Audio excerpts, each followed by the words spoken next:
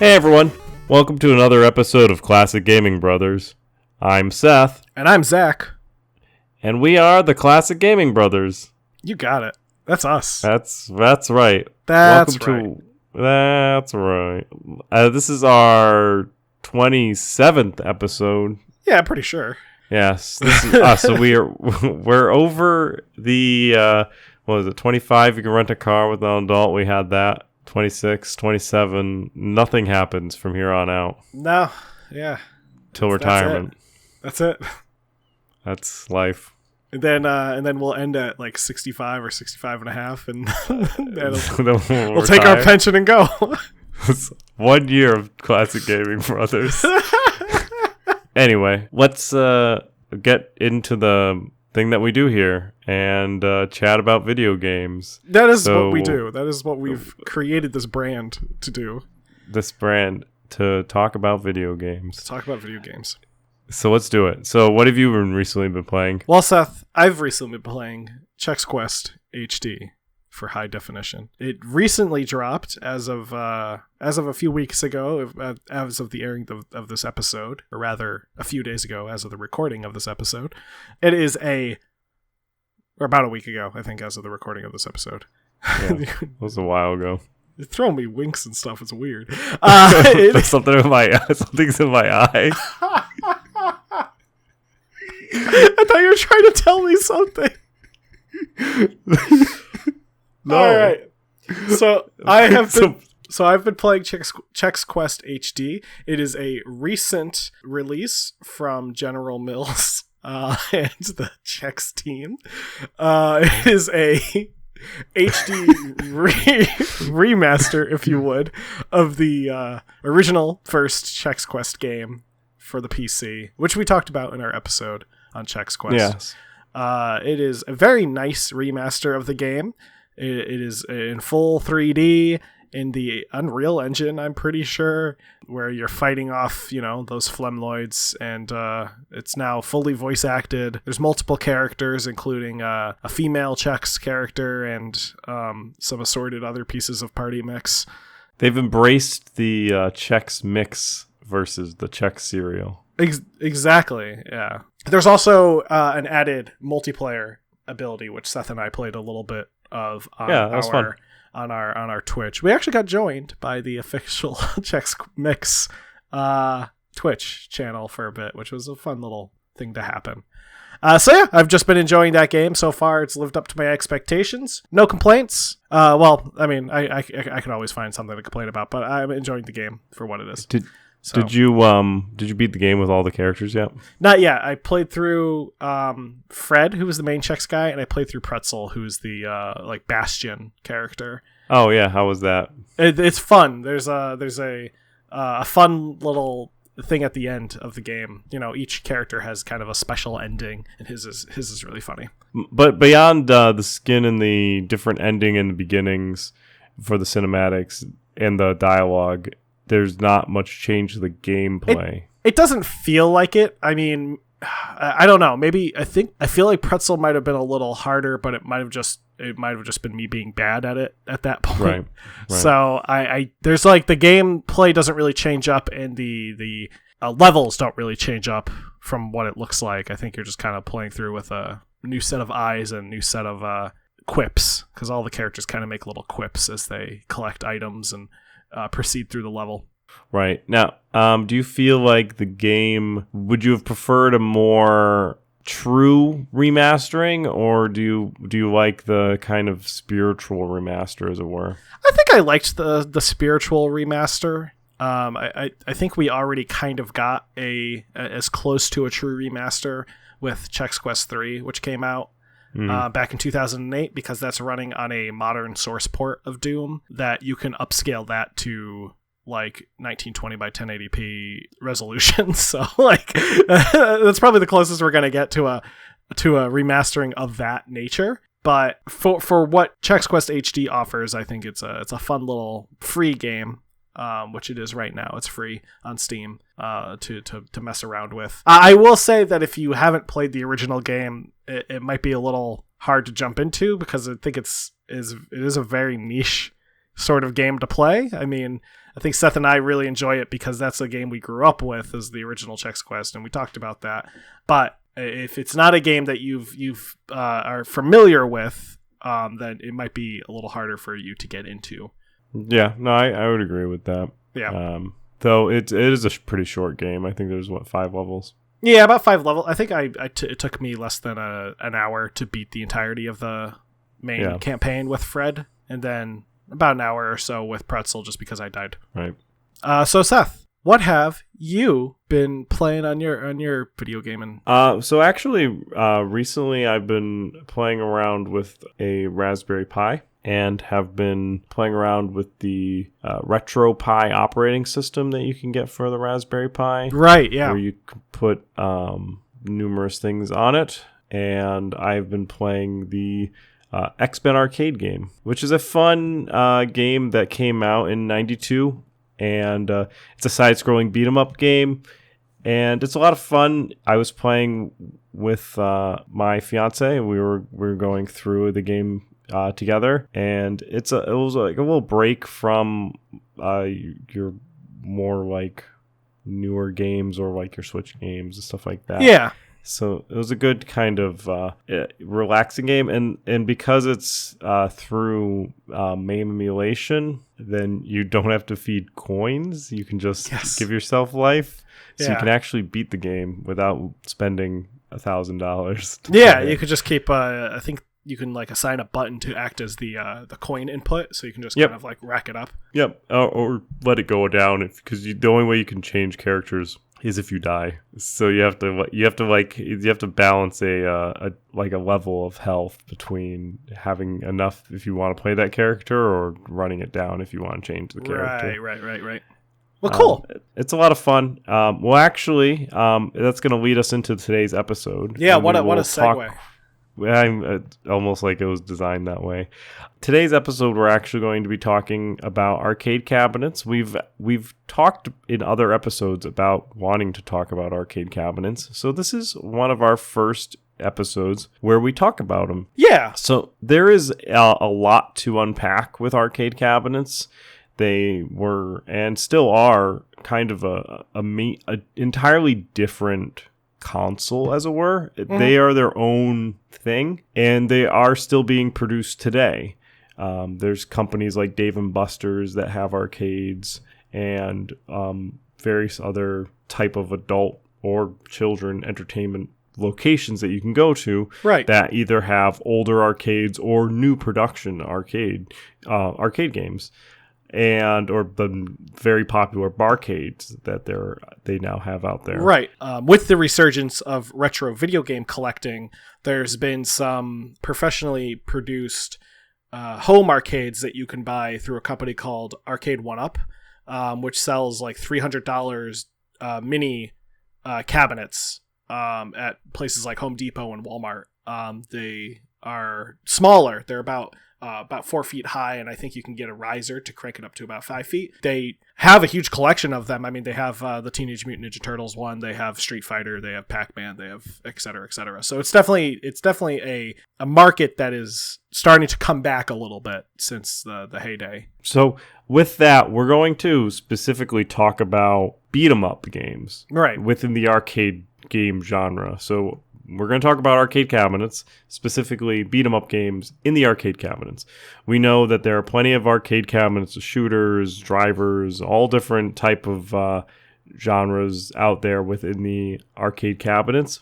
So, but we specifically today we're going to talk about beat 'em ups. Zach, what are your memories of any sort of arcade beat 'em up games? Yeah, so the one I think I remember really well, which you already talked a little bit about, and we'll talk a little more about, is the X-Men arcade game. So there was a movie theater that my father used to take me to. It was a second-run movie theater, so it showed a lot of movies, usually like a month or two after they were out of the movie theater, and then they would show the movie at a discounted rate. And it had a small arcade section in the front of the theater that I think they actually ended up getting rid of before they shut down, but it included the X-Men arcade game as one of the machines, and I remember playing that bit there.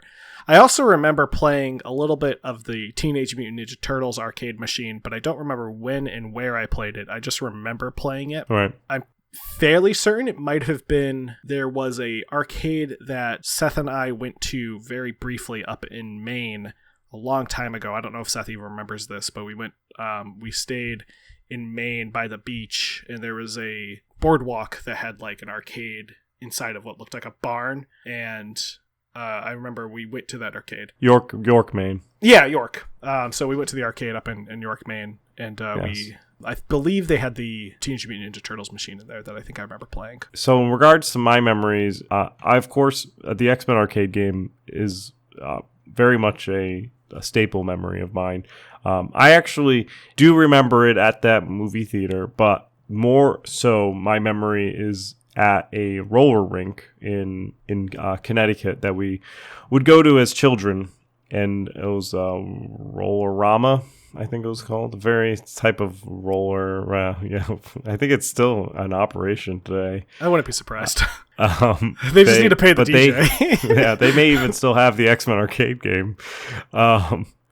They had the X-Men arcade game as well as a few other ones, but I remember as a child being very excited to go to the roller rink, not to skate, but to play the X-Men arcade game.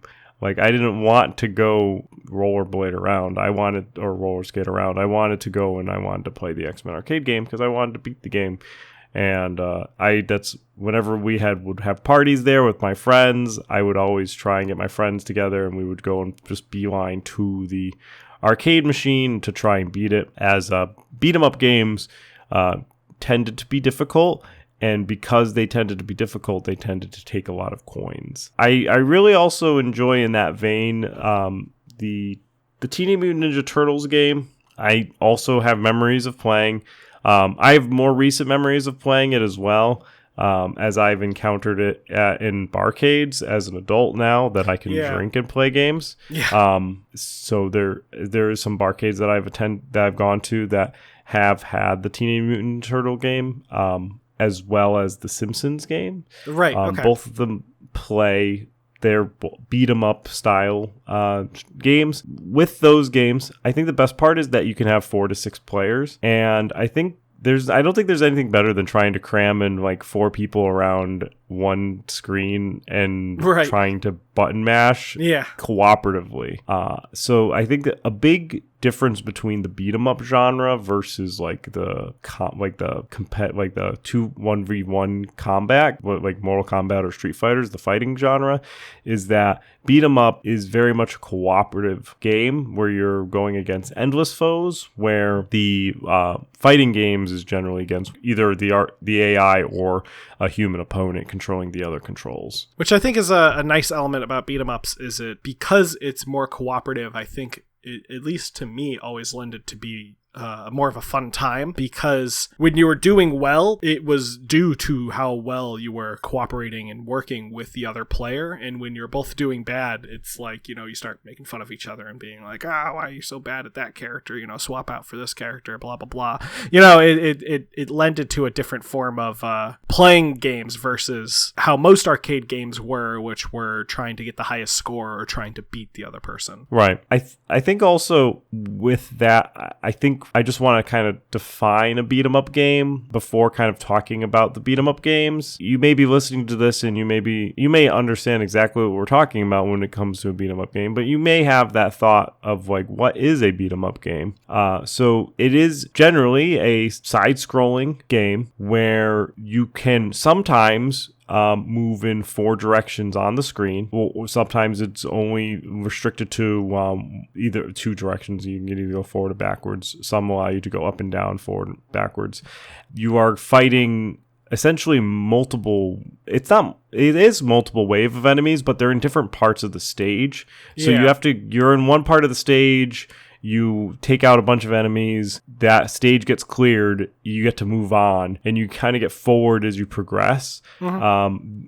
You will progressively attack enemies that will take more and more hits to kill. You will have various abilities at your disposal to fight.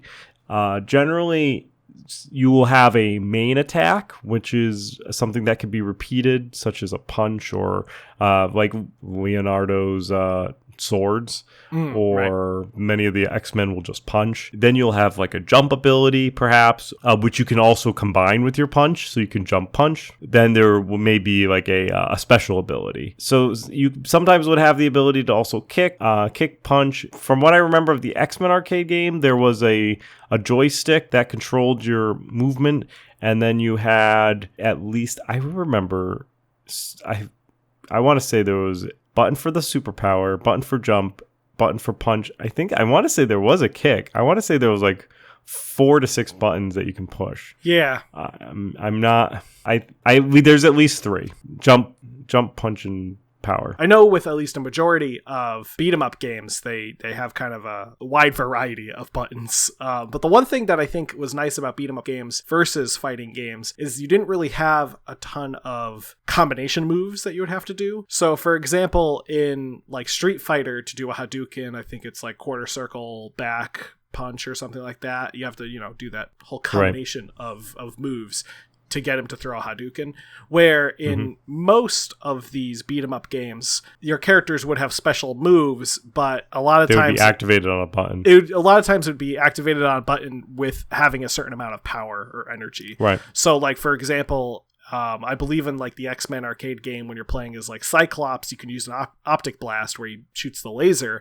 And at the highest ability, it does like a ton of damage. And at the lowest ability, it doesn't do much at all. So maybe I'm wrong. Yeah, you're thinking of the Sega game, I think. I might be. In the arcade game, you get a limited amount of uses. They do all the same power ability, but there's like these little globes that sit up under your 1-up, and you can collect more. And as long as you have a globe, you can use the power. Once you run out of the globe, you can't use the power anymore. But the power is the same strength regardless in that game. That's what happens when you have too many X-Men games. It's too many. You can't have too many X-Men games. I think another part of the beat 'em up game is the boss levels. I think a lot of the boss levels are just so, like, for me, like, so memorable. In regards to especially like the X-Men game and the Teenage Mutant Ninja Turtle games, and in some regards, I think you fight Krusty the Clown in the Simpson games. Yeah. They're just like, I could tell you like boss for boss what order you go through in the X-Men arcade game. They always occur at the end of the stage as they are a boss. Mm-hmm. And so you're already like worn by the time you get to this boss, and then you have to fight this boss that's going to take so many more hits, and you have to just beat them up. Generally, based on my history of playing the game, it's very difficult to get a standard attack on a boss. Right. Essentially, you just like pound your mutant power over and over and over again, or your special power, and then the other person has to do the same thing, and eventually you may get it so that you can hit them, but the boss can kill you in 2 hits. You're right. And part of that is these beat 'em up games were supposed to be addictive to play and cost you money to come back, because the game is more than happy to have you drop in or drop out of the current game. And it gave you some time play between putting your quarters in, selecting your character, and then when you died, it would give you a countdown. It would say, hey, you got 20 seconds, long enough to get more quarters out. Oh, yeah. To funnel them in. So then you'd be like, okay, I'm going to be right back. And the game, part of it just it wouldn't stop until every single person ran out of quarters and it counted down. And then the game would stop and would game over. But if somebody was always feeding quarters into the machine, which is the purpose for the person who made the machine to make money, then it's doing its job, right? So it's a game. They're designed in such a way, which is why, in my opinion, you see beat 'em up games, see them in the arcade. Like they're like a staple of an arcade, where for the home console version, they may not be as tough or as difficult because the arcade is making them deliberately more harder so that you could to make them harder in order to pull quarters out of your pocket. So we talked about general kind of arcade history in our Atari episode. So with this focus on beat 'em ups, we're gonna talk about obviously the history of beat 'em ups. Beat 'em ups.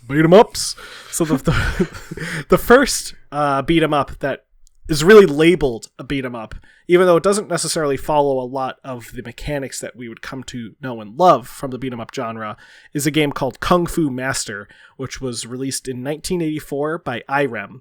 I believe it was called Samurai X or something. It had a different name in Japan. So Kung Fu Master shares some things with beat 'em ups. It is a 2D side-scrolling game where you have to fight multiple waves of enemies. The one thing that it differs from is that it is on a flat kind of there's only really an X and Y axis. There's no or an X or Y and Z axis rather. There's no X axis, so you're not going in multiple directions like up and down. You're only going left to right. Most of the enemies, if I remember correctly from playing one of the ports of the games, take only about like one hit to kill, except for like the bosses. So you're just like punching guys as they come through and they're just falling. So it's a fairly different from the kind of idea of what we know as a beat 'em up game, but it definitely is one of the earlier examples of what a beat 'em up game is. But really what kind of became the genre setter, what really took everything that we know from beat 'em up games and started them out, was a game called Renegade, which was created by Technos, where they were a company in Japan. What Renegade offered was bunch of stuff that became staples in video game in beat 'em ups. Enemies taking multiple hits to kill, players being able to move in multiple directions with a pseudo x-axis, different actions such as the jumping, the punching, and the kicking and such. And the stage were very clearly is a linear progression from stage to stage, with the stages all kind of feeling to blend together. And I haven't played Renegades, but I think there also was objects and such that littered the floor that you could pick up and use to beat people with, which became definitely a staple throughout the rest of beat 'em up history. I think that's kind of like a regular in beat 'em ups, was being able to smack people with assorted. Yeah, grab the environment and just hit them with it. Yeah, like trash cans or 2x4s usually is a popular one, I know, or lead pipes and stuff like that. But yeah, Renegade was the game that really kind of gave us that whole style of beat 'em up and really defined it. And then Technos really brought it home with Double Dragon, which came out the next year, and that gave us co-op. It brought in the second player, which essentially became what beat 'em ups are. I mean, beat 'em ups to this day that are being made are almost always co-op. So those two games, Renegade and Double Dragon, really set what became the standard of beat 'em up games. And if you talk to anybody about arcade beat 'em ups and you mention Renegade and you mention Double Dragon, I 100% bet that the person will recall with more clarity Double Dragon versus Renegade, because Double Dragon did such a good job at bringing the beat 'em up genre to life that it pretty much just buried Renegade to the back corner of the arcade. It just said, Double Dragon's here, even though it was done by Technos. Yeah, I was going to say, which was fine for them. Yeah, they were like, well, we hit a better game. I mean, Double Dragon had a movie based off of it. That's how much better it did. Renegade did not have a movie based off of it. Double Dragon's movie is not good, but it still had a movie based off of it. That's something. There's 3 other arcade cabinets that I want to that we want to mention and talk about in this episode about beat 'em up games, and we've already alluded to and talked about each one of them individually, separately, I guess. So now I just wanted to go over them, and we're going to go chronologically in order. So they were all developed by a company called Konami, and Konami dealt with a lot of licensed properties when it came to video games, and they were in charge of creating the video games of Teenage Mutant Ninja Turtles, The Simpsons, and the X-Men arcade game. They came out in 1989 for the Teenage Mutant Ninja Turtles, 1991 with The Simpsons, and 1992 for the X-Men arcade game. And as spoken in our memory section, I think particularly these 3 games together kind of for me, encapsulate the arcade for me. Yeah. They were the game that I wanted to get on first, and if I couldn't get onto it, I would play another game waiting for them to come open so that I can play these games. And to this day, I find myself gravitating more toward these arcade games when I see them. So there's a couple of barcades that I've been to in the past few years. Barcades, as the name implies, is a bar mixed with an arcade. Some of them will have either like Teenage Mutant Ninja Turtles or X-Men arcade game. I very rarely have seen the Simpsons one, but I've seen it maybe once or twice. And they're always the most crowded ones, and they're always the one I try to get on. Like so to this day, I try to get on one of those games. One of the comic shops that we went to in Maine before all of the Corona actually had The Simpsons. Oh yeah, I remember that. Yeah, and everyone was on it. So the Teenage Mutant Ninja Turtles is a story in regards to the Teenage Mutant Ninja Turtles. It takes place, so Shredder kidnaps April O'Neil and Splinter. The four turtles have to get together and chase down and defeat Shredder. So this game is primarily a 4-player cabinet game, though in Japan it was sold only as a 2-player conversion kit. Meaning that in the North America and Oceania release and Europe, you could get 4 people standing around the same arcade, and in Japan you could only get 2 people. They also went by 4 different names. So it was Teenage Mutant Ninja Turtles in North America, Teenage Mutant Hero Turtles in Europe, and Teenage Mutant Ninja Turtles Super Kame Ninja in Japan.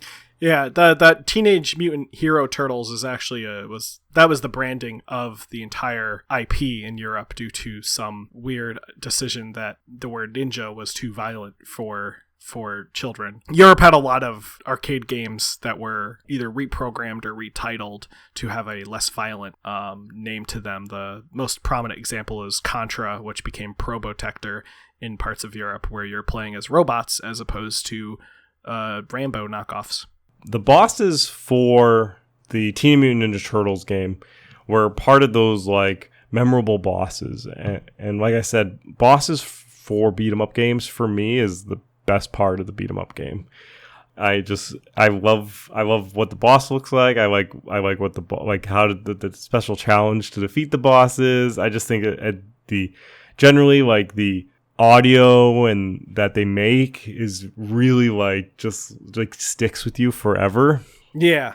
And the bosses in the Teenage Mutant Ninja Turtle game, you fight Rocksteady and Bebop. You first fight them first Rocksteady, then you fight Bebop, and then you fight them as a unit, Rocksteady and Bebop.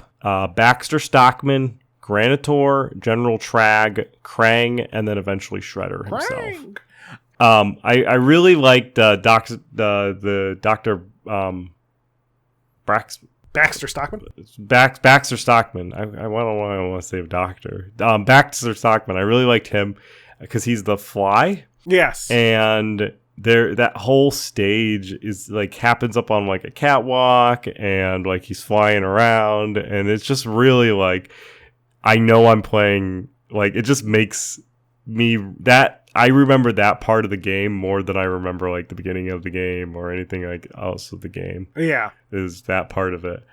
So then the next game that came out was the Simpsons game. Right. Well, that's the next game that we're talking about chronologically. It was the Simpsons game. Yeah, not the next game that came out ever. The Simpsons game was also developed by Konami. It came out in 1991, and it was the first video game based on the Simpsons franchise to be released in North America.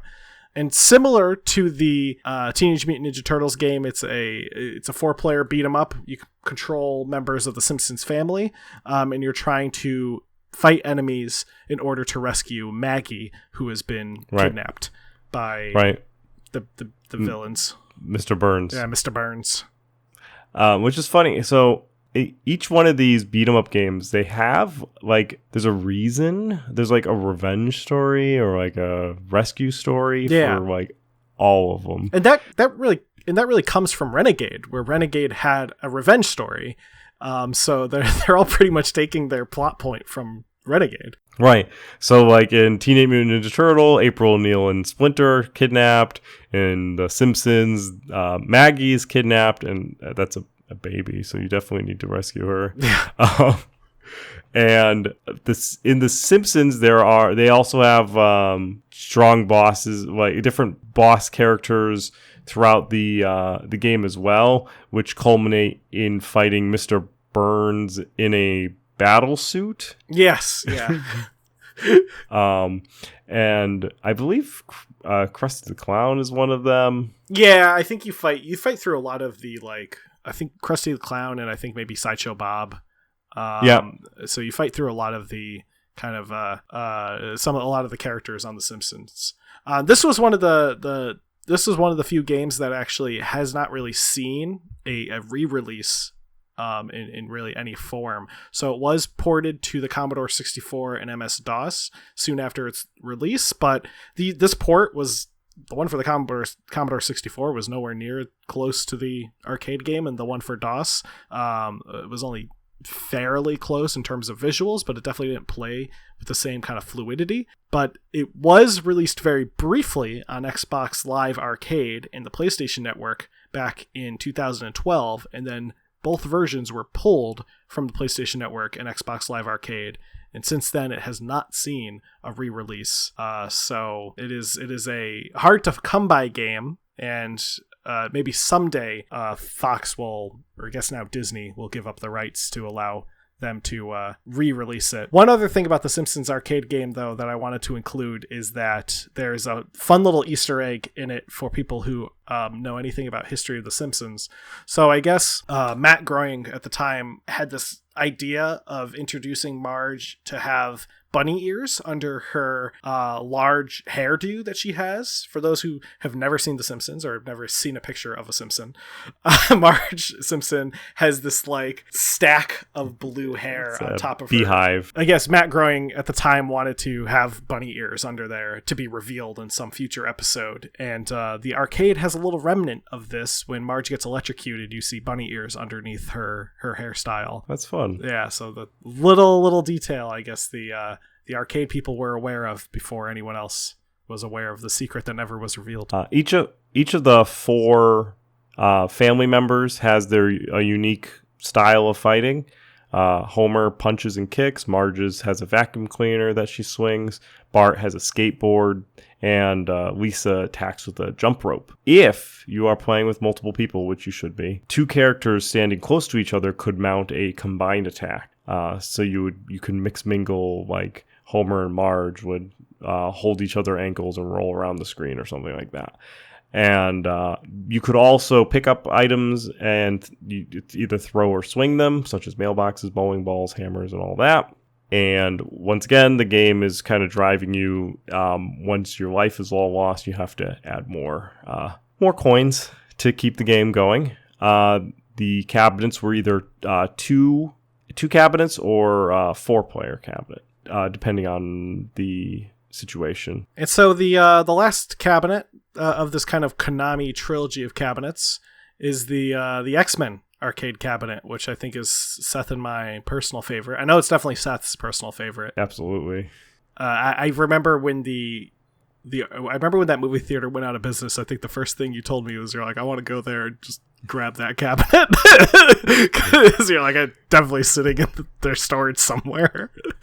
The X-Men arcade game is the pinnacle of arcade beat-em-ups, in my opinion, especially if you're a fan of the X-Men franchise. Oh, yeah. Unlike the other two Konami games that we talked about, where you would either have a 2 or a 4-person version, X-Men would either have a 4 or a 6-person cabinet, since there were 6 total X-Men that you could play as, and if you had a full max cabinet, you could get up to 6 people sitting around the same cabinet playing every single one of the X-Men in this particular version of the X-Men.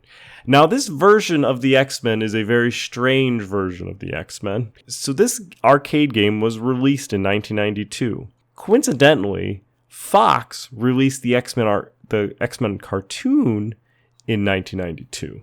But how were they able to get an arcade to release at the same time as a cartoon series? How did they do that? How did they time that perfectly? Well, the arcade is not based on the cartoon that was released in 1992.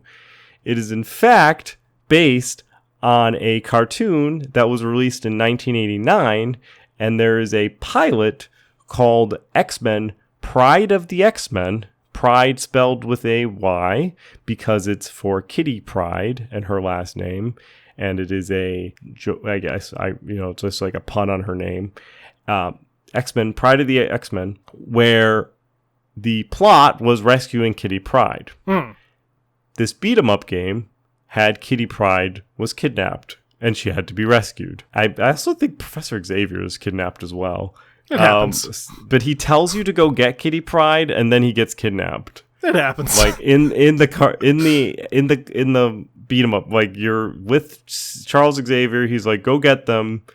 And then somewhere along the line, he also gets kidnapped. The game has you play up to 6 playable characters, and I'm going to try and do those from memory. So that is Nightcrawler, Cyclops, Wolverine, Storm, Dazzler, and Colossus. Yeah. And that is a random assortment of X-Men that you wouldn't necessarily put in your mind's eye as a X-Men team. But that was the team that was in the pilot episode of the 1989 X-Men Pride of the X-Men.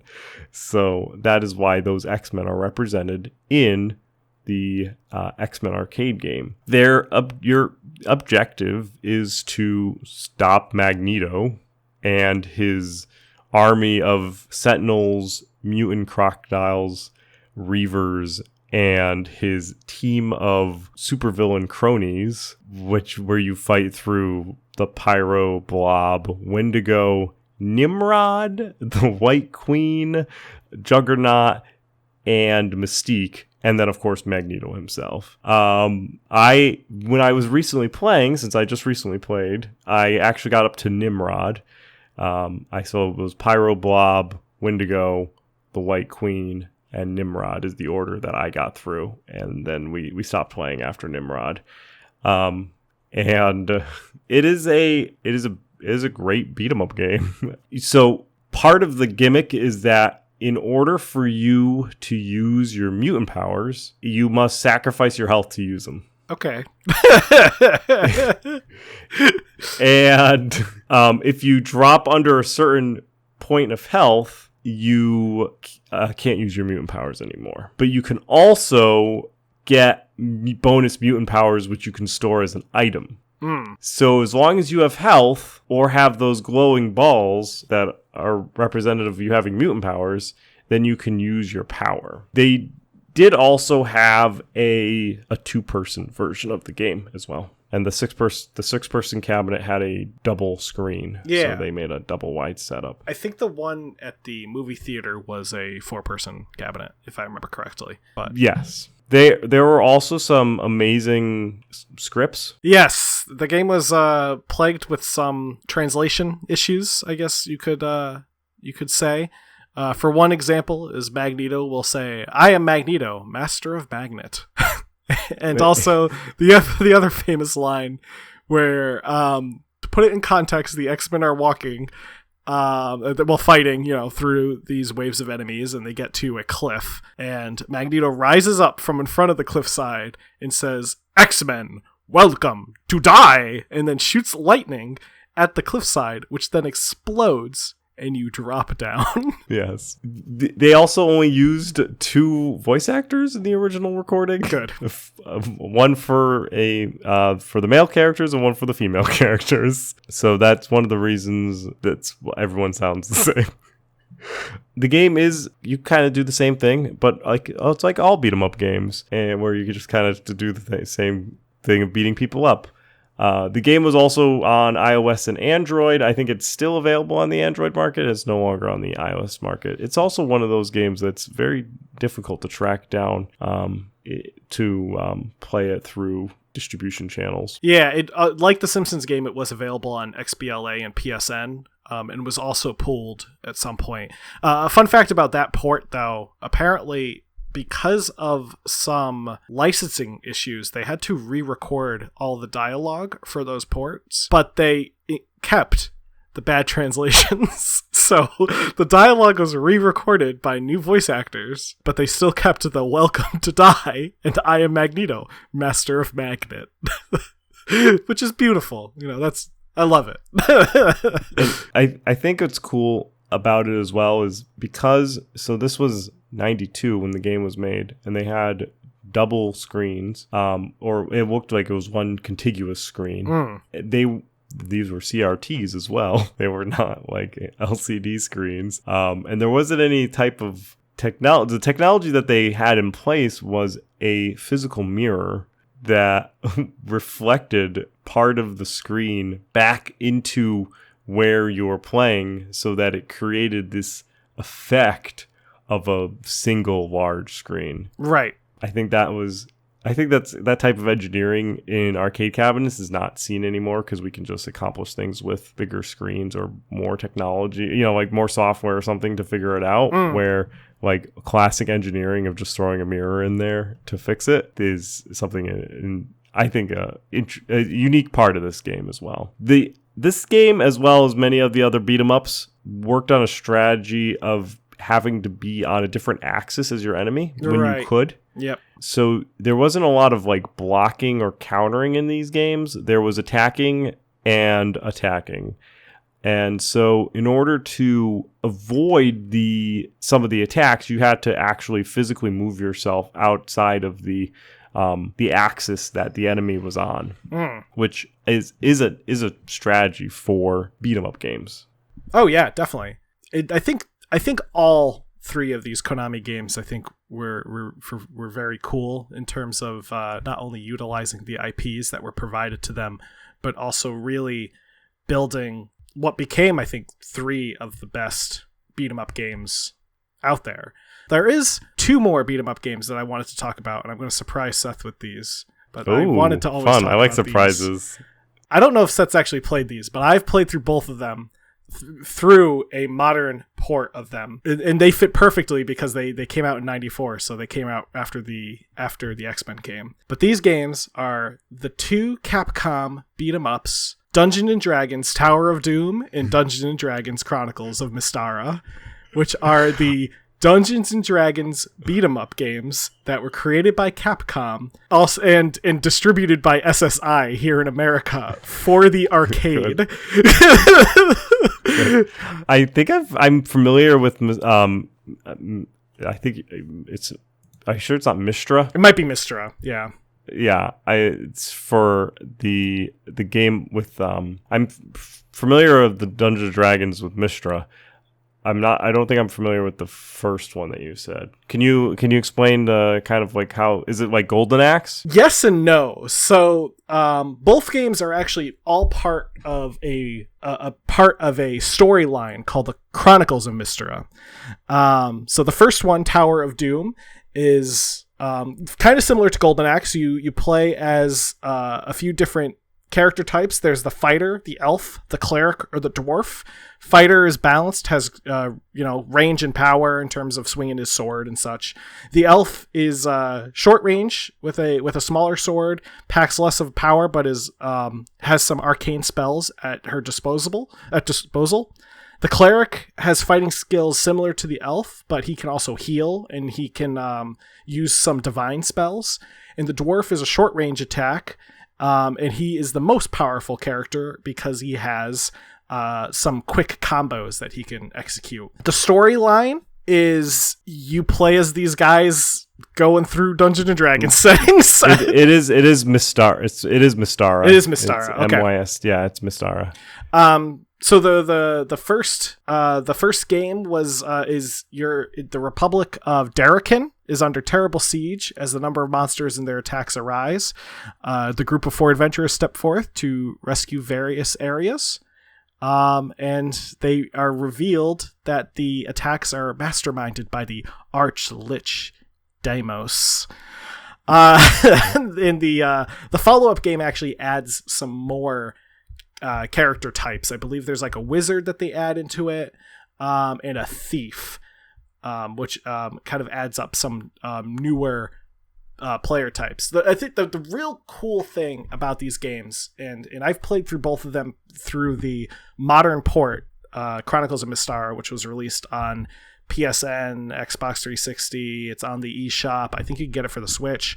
Is that these characters at first look like your standard fight, beat 'em up characters, but you come to realize that they all have all these different abilities that you get from like holding down one of the buttons, and then you could cycle through their abilities, and you can like use these all at different times, and there's cooldowns for them. So as opposed to utilizing energy, there's a cooldown on most of the abilities. So like, for example, the magic user, you can like be throwing spells and then switching off to other spells and waiting for the things to cool down and throwing back those spells. And it just becomes kind of a frantic beat 'em up experience. But I would have felt bad if we talked about the beat 'em up games and did not go over the two Dungeons and Dragons beat 'em ups, which I think is the wildest thing to happen to the Dungeons and Dragons franchise. We should build we should put a list together for the stuff that we're going to be playing for Extra Life. Yes, these will definitely be on it. We'll put these on the list. These will definitely be on it. And so, and everything that we play during Extra Life will of course be streamed. Of course. So that's beat 'em ups for specifically arcade cabinet beat 'em ups. I was actually just looking up while you were talking about them. I was looking up the Dungeons and Dragons games. I have played them,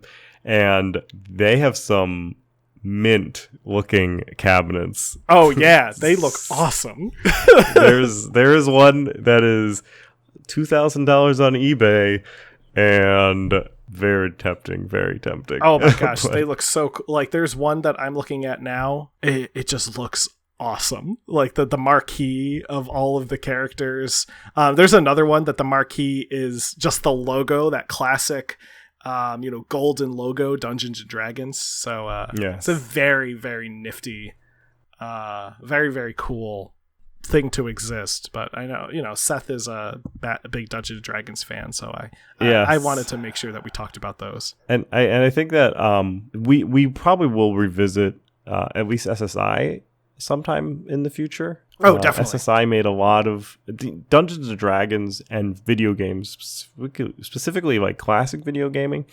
We wouldn't have role-playing games without Dungeons and Dragons, and to some people's point, we wouldn't have a lot of types of games without Dungeons and Dragons. Oh yeah. Dungeons and Dragons inspired a lot of the game developers that created a lot of different genre games beyond just your standard role-playing games. Oh, yeah. And I think that they're a point that we will in a future episode discuss those classic Dungeons and Dragons games that I, of course, owned a majority of. With that, I think that puts us in a fork for specifically beat-em-up games in the arcade cabinet world. Put a fork in it. It's done. Put a fork in it. I'm sure there's other beat 'em up games that we could talk about. Let us know if there's a beat 'em up game that we didn't talk about and you want us to look at and talk about. We're more than happy to always. We like doing stuff based on what fans request on, and we like to go into research stuff for things that you guys are interested in hearing about too. So that leads us into our buy, wait, pass segment. BWP, the buy, wait, pass. The BWPs. So Zach, what are you excited about buying, waiting, or passing on? Well, Seth, the game that I am excited about buying, waiting, or passing on is a little game, and I thought this was fitting for the topic of today, called Fight Night. That is FIGHT. KNIGHT. And Fight Night is a first-person dungeon brawler. It is grid-based in it's kind of what they describe as a dungeon crawler meets the action-packed, real-time enemy encounters that you'd find in a brawler or a beat-em-up. You fight your way through puzzles and enemies to save those trapped in the tower's eternal night, and they ask the question, will you master the tower and those who wait within? So this game looks very cool. Does not currently have a release date listed, but I think it might be a buy for me just for how cool it looks. As I mentioned, it takes a lot of inspiration from classic dungeon crawler games. Probably the only dungeon crawler I can really think of at the moment is Legends of Grimrock, which is more of a modern game. But it takes a lot of inspiration from those style of games, but it also adds in this kind of brawler element. And it's got a lot of other cool things going for it.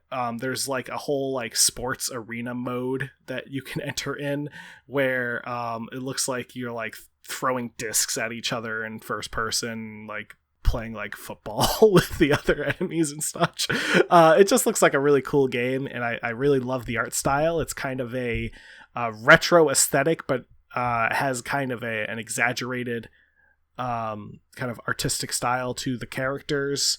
It's very fast-paced looking, which is something I always like when it comes to these type of games. So I'll definitely put it on I'll put it on a buy, as of my understanding that it is supposed to be out within the near future. Hopefully that doesn't change, but looks like the ETA for it is sometime this year. Nice. So for my buy wait pass, I'm actually there's it's actually about a game that I already own on a different system, and it's coming. So Quantic Dream is a developer for PlayStation, and they are porting a number of their games over to the PC. That includes Heavy Rain, Detroit Become Human, and Beyond Two Souls. And I actually already own Heavy Rain and Beyond Two Souls for the PS3. I do not own Detroit Become Human. I was actually very excited about playing Detroit Become Human. And so I'm going to put essentially a buy wait pass. My buy wait pass is the Quantic Dream stuff, since it's coming very soon. And it'll be out next week on the 18th of June. That's 2020 in case you're listening to this podcast in the future. So it'll already be out. But there are demos that you can play today. So if you're listening and it's not the 18th, there are 3. Each game has a demo if you're interested in playing them. Quantic Dream stuff is generally very heavy story driven. The Heavy Rain is a psychological thriller where you're hunting down a murderer known as the Origami Killer. You have to there's 4 different characters that you kind of play as, where they're all following their own kind of lead. The Beyond Two Souls is starring Ellen Page and is something psychological. It's not a psychological thriller. It's more like something to do with like psychological powers type stuff. From what I remember, there's like the ability to like control and move through temporal. It's a very like sci-fi psychic powers type game. And then Detroit Become Human, I know it takes place in Detroit, and there's robots in there's robots in it. Very exciting. I know that I like Quantic Dream's type of style of game, so I already own Heavy Rain and Beyond Two Souls. I'm going to see how much they retail at when they come to PC. If they come in and are retail at a reasonable price, I'm thinking for an older PlayStation 3 game, maybe like $20, $30 maybe, then I'll pick it up. If they come out full $59.99, that's going to be a wait for me. That's fair. I'm actually really curious to see how they do the ports over to them, because the cool thing about Heavy Rain, at least with the PS3, and this isn't a spoiler or anything, it's a gameplay mechanic that they have in it that utilizes the controller's touch-sensitive button pressing. So the controller for the PS3 is kind of cool, where each button has sensitivity levels to it, and that's actually something that comes up in the game. You know, it actually tells you to like hold down one of the buttons at a certain sensitivity level, and if you go over that, you'll fail the thing that you're doing. Right. So I don't really know how well that's going to translate to keyboard and mouse, which do not have those. But I'm definitely curious to see how they handle the ports. Yeah, I'm curious to see how the reviews come through, and I'm curious to see how they handle the ports. But I'm very interested in their catalog, and I'm very interested in playing games on PC versus the play. I mean, I can always just, I guess, go downstairs and play them if I really want to play Heavy Rain right now. But so that's going to be it for us today. Zach, do you want to tell people about us a little bit? Yeah, why not? So, hey, you want to listen to us? There's plenty of ways to listen to us. You can go to Spotify. You can go to CastBox. You can go to, Acast. You can go to iTunes. You can go to, Google. You can do all those things, and you can subscribe to us there and listen to our podcast. We'd appreciate it. You can also reach out to us via all the different measures that you can imagine. There is an email address, classicgamingbrothers@gmail.com. There is a Facebook page that we have, which is facebook.com Classic Gaming Brothers. There's a Instagram, which is Classic Gaming Brothers. There's a Twitter, that's CG Brothers Pod, because I messed up.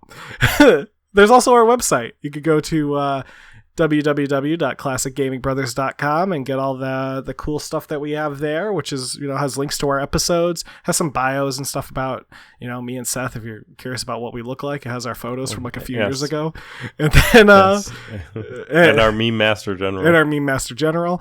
And then it also has our merch store if you're curious in picking something up, though right now it's going to be a long wait, so just as a heads up. Yes, if you're listening to this podcast during the coronavirus situation, our print department is very slow. So we're running about a month behind on orders. So we will take your money, but we will not ship your product right away. Yes. We will get to you eventually. Yes, correct. There's also a contact form on the website if you don't feel like emailing us, but would rather send us a contact message through the contact form, which, spoiler alert, is just emailing us. So, reach out to us through all those means. Again, you can hit us up on any of the social medias. We're always excited to communicate with our fans and our family. Our family likes to reach out to us too via our official channels, so we like that. You can also check us out on Twitch. We have a Twitch channel, Classic Gaming Brothers, and we have My View, VS Classic Gaming Brothers. We like to goof around and play video games every now and then. We've been playing The Forest. We played some Chex Quest HD. We play some StarCraft, Warcraft. You can also check us out on YouTube. We have all of our episodes pretty much up on YouTube, and then we also have a backlog of some of our Twitch streams that we've saved onto those tubes. Yeah, sometimes we play just strange games on Twitch. Sometimes we do. I mean, there's Landlord Super, which was a weird game to watch you play. It was a fun game. I recommend 100% to watch that. That was a good stream. And there was another weird game. Zachary always plays weird stuff. Yeah, I play weird stuff by myself. Sometimes Just Star Wars games. It's stuff. If you want content, we've got content. We got content. We always like to play games that we think are fun. But yeah, yes. Check us out. We appreciate it. Ring the bells, like, subscribe, do all those things that you have to do to get our content into your feed every single Sunday. And also, make sure to tell 3 friends. Not 4, not 2, not 1, not 5, but 3. 3 friends. Just 3 friends. And just 3 friends. Don't tell anyone else. Keep it a secret between you and the 3 friends. Start a little society of you and the 3 friends. Classic No, Gaming those Brothers. 3 friends need to tell 3 friends. That's how it works. Okay, so then they can start a society and so on and so on, and society is all the way down. So, but that's it's like a pyramid scheme, except where we don't accept anything but for you to listen. That's right. And that being said, man, I can't think of anything else. Seth, is there anything you want to add? Don't play games like my brother. And don't play games like my brother. I've been Seth. And I've been Zach. And we've been the Classic Gaming Brothers. Yes, we have. Indeed. Yes, indeed. Welcome to Die! I am Magneto, Master Magnet. The Magnet.